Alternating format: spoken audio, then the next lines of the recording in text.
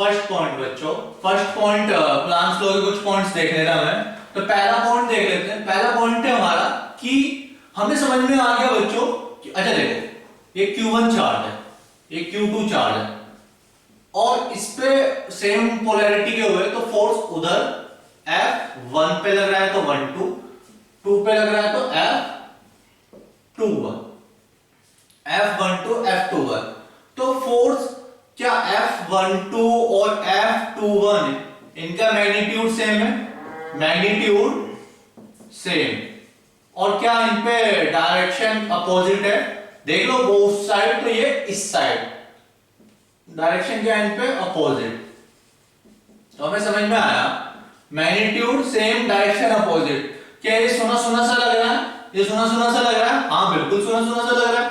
क्या लग रहा है वो सुना सुना सा? Action reaction pair, action reaction pair. बहुत बढ़िया यार, अबे तुम लोगों की फिजिक्स अच्छी है, आई नो। तो क्या है एक्शन रिएक्शन पेयर? कहां पढ़ा था? न्यूटन साहब ने बताया था। कहां? न्यूटन्स थर्ड लॉ है, action reaction pair. Every action has equal and opposite reaction. आप एक को जाके चाटा मारो, वो सेम चाटा आपको रिफ्लेक्ट कर देगा आपके गाल पे। मतलब उसने सेम चाटा रिपीट किया पर गाल दूसरे की थी, इस बार उसने दूसरी साइड गाल पे मारा। आपने उसको मारा, उसने आपको मारा, अपोजिट डायरेक्शन हुई ना, that means action reaction pair होंगे। ठीक, बहुत बढ़िया। कुछ बच्चे बहुत एक्स्ट्रा दिमाग लगाते हैं, कहते हैं सर ये Q1 चार्ज, ये Q2 चार्ज। देखो बच्चों का दिमाग देखना, आप लोग कितने जीनियस बच्चे हैं। कि सर इस पे फोर्स ऐसे F12, इस पे फोर्स ऐसे F21, इन दोनों का मैग्नीट्यूड F12 और F21 का मैग्नीट्यूड सेम, मैग्नीट्यूड सेम, और डायरेक्शन भी अपोजिट हो गए, डायरेक्शन भी अपोजिट हो गए। एक की डायरेक्शन ऊपर, एक की डायरेक्शन नीचे। तो सर ये एक्शन रिएक्शन पेयर बन गया। तो बच्चों क्या बना ये? एक्शन रिएक्शन पेयर बना, बिल्कुल एक्शन रिएक्शन पेयर तो बना, बट डायरेक्शन तो आप देखो बच्चों, ये डायरेक्शन इसकी किधर होनी चाहिए थी? उस साइड, उस साइड मतलब राइट साइड। इसकी डायरेक्शन किधर होनी चाहिए थी? Left side. That means action reaction pair तो है, पर ये इलेक्ट्रोस्टैटिक कूलॉम्स लॉ को फॉलो नहीं कर रहा है, कूलॉम्स लॉ को फॉलो ये नहीं कर रहा है। तो बच्चों इसमें एक्शन रिएक्शन पेयर तो बिल्कुल सही बात थी। तो यहां पे ना हमें कुछ इंप्रूवमेंट करना पड़ेगा। तो इंप्रूवमेंट क्या है? Action reaction pair along the same line, along the same line। अब गड़बड़ नहीं होगी बच्चों। तो एक्शन रिएक्शन पेयर जो है ये न्यूटन थर्ड लॉ को तो फॉलो कर रहा है, बट हमारे वाला जो कूलॉम्स लॉ था उसमें एक्शन रिएक्शन पेयर होने के साथ साथ along the same line काम करता है। मतलब ये कभी ऐसा नहीं होगा कि वो नीचे जा रहा है वो ऊपर जा रहा है तो आपने एक्शन रिएक्शन पेयर बोल दिया, नहीं। हमारे कूलॉम्स लॉ में क्या है कि action reaction pair along the same line है। इज इट क्लियर बच्चों? ठीक, फिर से रिपीट कर रहा हूं, अगर कभी भी कुछ भी प्रॉब्लम होती है तो कमेंट सेक्शन में मुझे पर्सनली आप कमेंट कर सकते हो या मेल कर सकते हो और आपको सॉल्यूशन तभी के तभी मिलेगा बच्चों। सेकंड पॉइंट भी देख लेते हैं। सेकंड पॉइंट क्या है बच्चों? ये कूलॉम्स फोर्स है, जो कूलॉम्स फोर्स है वो हमेशा कंजर्व रहता है, कंजर्व फोर्स। अच्छा, आप लोगों ने फिर से अगेन कंजर्व फोर्स कहां पढ़ा था? क्लास 11 में कि सर ये तो सब पढ़ा हुआ है। चलो मैं फिर भी रिपीट कर देता हूं। कंजर्व फोर्स का क्या मतलब है? अबे यार, क्या मैंने यहाँ पे ये कहा इन दोनों के बीच में, इन फोर्स के बीच में, कि यहाँ पे पत्थर बिछे हुए हैं, यहाँ पे सीमेंट वाली सड़क है, यहाँ पे टाइल्स बिछी हुई है, यहाँ पे कोई बहुत उबड़ खाबड़ सा हो रहा है, क्या उससे फर्क पड़ा? नहीं ना। इसके बीच में कुछ भी कर लो आप, कोई इफेक्ट नहीं पड़ेगा। दैट मींस ये पाथ पे डिपेंड नहीं कर रहा है। किस पे डिपेंड कर रहा है? इनिशियल और फाइनल पोजीशन पे। किस पे? Initial and final position. किस पे डिपेंड कर रहा है? Initial and final position. That means एक ऐसा फोर्स है कूलॉम्स फोर्स, कंजर्वेटिव फोर्स। फिर मन में आया कि सर अच्छा नॉन कंजर्वेटिव फोर्स कौन से होंगे जो पाथ पे डिपेंड नहीं करता? ऐसे कौन से फोर्स है?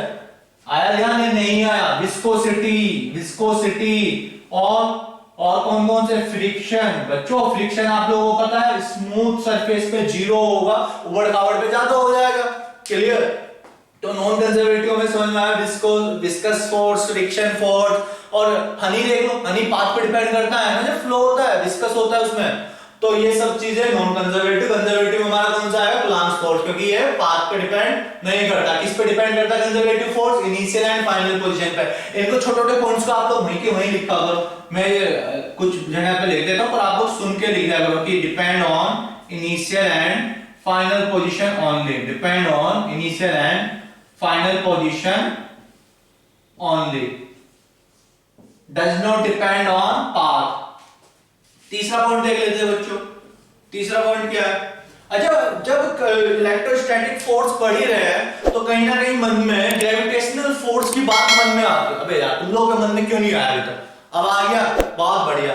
ग्रेविटेशनल फोर्स मन में आ जाता है कि सर ये ग्रेविटेशनल फोर्स भी तो पढ़ा था, वो भी तो उसी के जैसा है, Gm1m2 upon r square, Gm1m2 upon r square, कि दो पॉइंट ऑब्जेक्ट है, एक का मास m1 है, एक का मास m2 है, और उनके बीच की डिस्टेंस r है।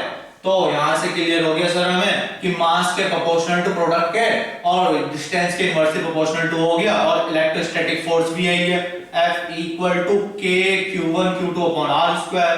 ये तो मन में आ रहा होगा, दैट मींस कंपैरिजन करना चाह रहे हैं हम लोग, क्योंकि हम लोग की आदत होती है कंपैरिजन करना। बच्चों, कंपैरिजन करके हम लोगों को कहीं कहीं पॉजिटिव फील होता है, कहीं कहीं पे नेगेटिव। चलो पॉजिटिव देख लेते हैं हम लोग कि वो बच्चा बहुत होशियार है, हमें उससे अच्छा बनना, हम लोग और ज्यादा मेहनत करते हैं कंपैरिजन की आगे। हमें कंपैरिजन करना जरूरी भी तो है, फिर तभी तो हम लोग उससे ज्यादा हार्ड वर्क करेंगे। और जेई, आप लोगों का जेई नीट ये कंपैरिजन ही तो करता है कि कौन कितना अच्छा होशियार बच्चा है, किसको कितना अच्छा मेडिकल कॉलेज, किसको कितना अच्छा आईआईटी कॉलेज मिलना चाहिए। दैट मींस पॉजिटिव और नेगेटिव दोनों बातें हैं। क्लियर? तो हम लोग हमेशा पॉजिटिव डिस्कस करेंगे, नेगेटिव को अवॉइड करते हैं। तो एफ जी और एफ ई में कंपैरिजन करते हैं कौन स्ट्रांग है, तो हमें पता होना चाहिए F E electrostatic force gravitational force से बहुत ज्यादा स्ट्रांग होंगे। Clear? Electrostatic force is stronger than electrostatic force। Clear बच्चों? बस जो ग्रेविटेशनल फोर्स होता है वो ऑलवेज कैसा होगा? ऑलवेज अट्रैक्टिव नेचर का होगा, ऑलवेज अट्रैक्टिव नेचर का। और हमारा इलेक्ट्रोस्टैटिक फोर्स दोनों ही नेचर का हो सकता है, attractive as well as repel. Clear? Point रह गया, उसको भी देख लेते हैं। पॉइंट नंबर 4, ये चार्ज है Q1, ये चार्ज है Q2। हमें पता है यहां पे एक फोर्स क्रिएट होगा F21 is equal to F12, इनके बीच की डिस्टेंस r थी। तो जो फोर्स क्रिएट होगा वो होगा 1/4 pi epsilon naught Q1 Q2 upon r square Newton. ये फोर्स क्रिएट हुआ यहां पे। तभी एक क्वेश्चन आया कि सर अगर दो दोस्त बैठे हुए हैं, उनके साथ साथ एक तीसरा दोस्त आ जाए तब क्या होगा? मीडियम तो चेंज करके देख लिया, अब तीसरा दोस्त आ जाए, दैट मींस यहां पे इसके आसपास कहीं पे Q3 आ जाए, देन क्या इफेक्ट होगा? तो बच्चों हमें पता होना चाहिए, बहुत अच्छा क्वेश्चन है, बहुत बढ़िया लेवल पे क्वेश्चन है इस तरीके के कि Q3 आ जाए तो क्या इफेक्ट पड़ेगा। तो हमें पता होना चाहिए कि यहां पे F जो 21 होगा F12 होगा वो सेम ही रहेगा। क्या होगा? वो सेम रहेगा, भले ही यहां पे in the presence of Q3, in the presence of Q3। तो Q3 से इसको कोई इफेक्ट नहीं पड़ेगा। Interaction between 1 and 2, interaction between body 1, ये ए बॉडी थी, दूसरी बॉडी का नाम उन्होंने बी दे दिया। तो जो ए और बी बॉडी थी या ए और बी जो ऑब्जेक्ट थे उसके पास Q3 चार्ज लिया है, तो इन दोनों के बीच का जो फोर्स था उस पर कोई फर्क नहीं पड़ा, उस पर कोई फर्क नहीं पड़ा, ये सेम ही रहेगा in the presence of Q3। अच्छा, फिर बात है कि अच्छा इसका मतलब कुछ भी इफेक्ट नहीं पड़ा? नहीं, इफेक्ट पड़ा, पर कहां इफेक्ट पड़ा? नेट फोर्स पे। कहां इफेक्ट पड़ा? नेट फोर्स पे। Net force will effect due to presence of another charge, due to presence of another charge। तो हमें समझ में आ गया बच्चों, ये कुछ इस तरीके से देखो, अभी आप लोगों को बहुत अच्छे से आ जाएगा, नहीं तो कुछ बच्चे तो कंफ्यूजन में रह जाएंगे। कमेंट आप लोग करते नहीं हो, अबे कमेंट किया करो जहां पे समझ में नहीं आता। चलो इसको देखते हैं। ये कुछ इस तरीके से दो दोस्त थे, वो दोनों साथ में थे, तीसरा दोस्त आ गया उनके साथ। अब क्या पहले वाले की दूसरी वाली से दोस्ती या दूसरे वाले की पहले वाले के साथ जो दोस्ती थी, क्या उस पर इफेक्ट पड़ा? तीसरे का आंसर नहीं पड़ा। बट अगर मैं नेट दोस्त की बात करूं तो वहां पे तीन दोस्त हो गए, नेट वहां पे मैं कहूँ कि पहले वाले के दूसरे वाले के साथ जो पैसे थे उस पे पहले कोई फर्क पड़ा तीसरे के आने से? नहीं। तो दूसरे वाले में जो पैसे थे दोस्त के पास, पहले वाले दोस्त के पास जो उसके साथ मिलके पैसे बनते थे, कोई इफेक्ट पड़ा? नहीं।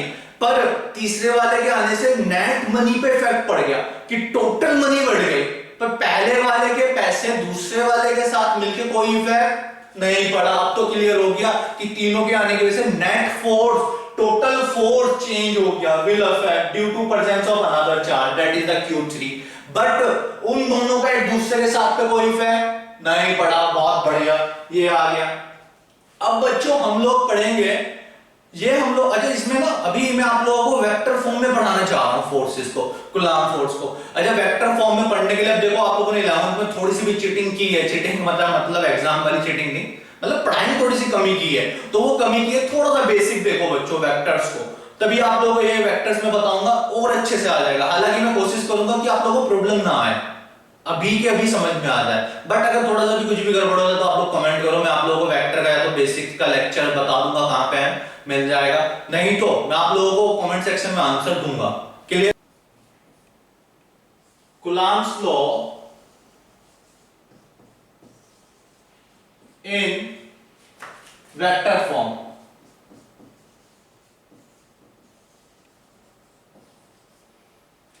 Coulomb's law in vector form. Vector form के लिए हमें पता है x कोऑर्डिनेट और y कोऑर्डिनेट आ जाने चाहिए। बच्चों 11th क्लास में चैप्टर नंबर 3 में हम लोगों ने बहुत डिटेल में देखा था, that is the x axis, that is the y axis. Clear? Vector form मतलब कोऑर्डिनेट्स की बात आ गई, मतलब स्पेस की बात चल रही है, और स्पेस का मतलब है आपको कोऑर्डिनेट्स की जरूरत पड़ेगी, मे बी 2 और मे बी 3। तो पहला ऑब्जेक्ट 1 ये हो गया, ऑब्जेक्ट 1 यहां पे Q1 चार्ज है। अब बच्चों ऑब्जेक्ट 1 है, Q1 चार्ज है, तो इसकी डिस्टेंस तो मुझे बतानी पड़ेगी। तो ये डिस्टेंस हो गई वेक्टर की वजह से, r1 डायरेक्शन के साथ डिस्टेंस बतानी पड़ेगी, ये हो गई r1 वेक्टर, ये इसकी डिस्टेंस हो गई Q1 की ओरिजिन के साथ। ये ओरिजिन था, इसकी Q1 के साथ जो डिस्टेंस है वेक्टर के फॉर्म में r1।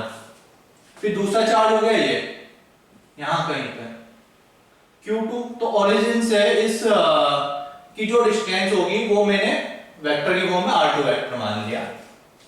अब इन दोनों के बीच की जो डिस्टेंस है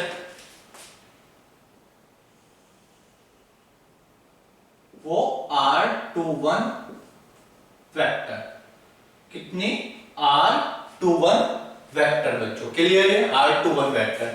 अब बच्चों सेकंड वाले का फर्स्ट वाले का जो सेकंड पे इफेक्ट पड़ेगा, फर्स्ट वाले चार्ज सेकंड वाले चार्ज पे जो फोर्स लगाएगा, सेम साइन है, प्लस प्लस है, दैट मींस आउटवर्ड। तो यहां पे F21 वेक्टर, F21 वेक्टर। इसको सॉल्व करें बच्चों, वेक्टर की फॉर्म में लाने के लिए हम लोग रेडी हो गए। वेक्टर लो, अच्छा वेक्टर लो पे यहां से ये यहां तक की डिस्टेंस थी, एरो ऐसे, ये यहां से ये, उसके बाद ये वाली डिस्टेंस यहां से लेके यहां तक थी, तो ये ऐसे एरो इस तरीके से, और ये नीचे आ गया इस तरीके से। तो यहां से बच्चों को समझ में आ रहा है bye using vector law, bye using vector law, बिल्कुल बेसिक आप लोगों को बता दी है कि जिस वेक्टर का हेड दूसरे वेक्टर के टेल के साथ जुड़ जाता है तो उन दोनों का रिजल्टेंट तीसरे के इक्वल होता है। अच्छा सॉरी, इसमें एरो की मैंने ऐसे बना दी, ये एरो की ऐसे ही बनेगी, है ना, कि ओरिजिन से उसकी डिस्टेंस थी। हाँ तो बच्चों हम कहां पे थे? इस वेक्टर से इस ओरिजिन से लेकर उस तक की डिस्टेंस r1 थी, यहां से यहां तक की डिस्टेंस r21 थी, और फाइनली ये यहां से यहां r2 वेक्टर। तो हमें पता है कि जब वेक्टर का हेड दूसरे वेक्टर के टेल के साथ मिलता है तो उन दोनों वेक्टर का रिजल्टेंट तीसरे के इक्वल होता है। That means by using vector law r1 vector plus r21 vector is equal to r2 vector. अबे कोई डाउट है क्या? नहीं ना? तो यहां से r21 vector equal to r2 vector minus r1 vector. क्या कोई प्रॉब्लम है? नहीं, इसको हम लोग यूज करेंगे। अब देख लेते हैं आगे। तो फोर्स का फॉर्मूला था F21 इन वेक्टर फॉर्म। क्या होगा बच्चों? मैग्नीट्यूड, वेक्टर का क्या मतलब होगा? अबे यार वेक्टर का क्या मतलब होगा? Magnitude as well as direction, magnitude as well as direction. तो मैग्नीट्यूड लिख लेते हैं 1/4 pi epsilon naught q1 q2 upon r21 square, r21 square with direction, magnitude with direction, तो r21 कैप, r21 कैप। ये के लिए बच्चों r21 कैप क्यों आ गई? क्योंकि because this formula is in form of vector, that's why we must use direction r21 cap. कोई प्रॉब्लम है क्या यार? तो हमें पता है ये r21 कैप का क्या मतलब है? अबे यार a वेक्टर का क्या मतलब होता है? a वेक्टर का मैग्नीट्यूड यानी कि और a कैप उसकी direction, a into a cap, यही तो मतलब होगा a वेक्टर का मतलब। मैग्नीट्यूड को आप लोग चाहे तो ऐसे लिख लो, तो यहाँ पे a कैप की वैल्यू अगर मैं निकालूं तो a वेक्टर अपॉन उसका मैग्नीट्यूड, यही तो होगा। तो सेम ऐसे ही जब मैं इस कैप की वैल्यू निकालूंगा तो ये वाला r21 वेक्टर अपॉन उसका मैग्नीट्यूड, तो कर लेते हैं इसको भी solve. f21 vector equal to, इसको खोपचा बोलते हैं जो साइड में बना रखा है, तो 1/4 पाई एप्सिलॉन नॉट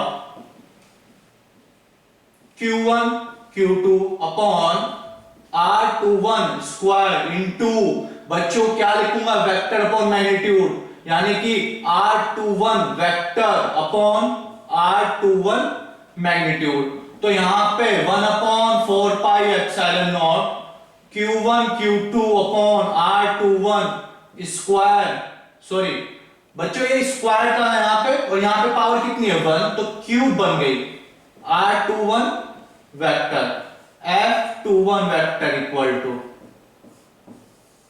इतने newton. That is the Coulomb's law in vector form. Clear? Similarly अगर आप लोग कहो, उसके लिए करने की जरूरत नहीं, सेम ऐसे ही है कि 2 का 1 पे क्या इफेक्ट पड़ा, 2 का 1 पे क्या इफेक्ट पड़ा, तो बच्चों यहां पे हो जाएगा, यहां पे सब कुछ क्या बन जाएगा? r12, क्या बनेगा? r12, और r12 बनने का मतलब है f12 vector equal to 1/4 pi epsilon naught q1 q2 upon r12 cube upon sorry into r12 cap, इतने न्यूटन। क्लियर? ये सिमिलरली करके आप लोग डायरेक्ट लिख सकते हो। बच्चों ये कूलॉम्स लॉ था वेक्टर फॉर्म में, इसका स्क्रीनशॉट लो, इसको दोबारा से रिपीट करो अगर नहीं आ रहा है तो। डाउट हो तो मुझे बताओ।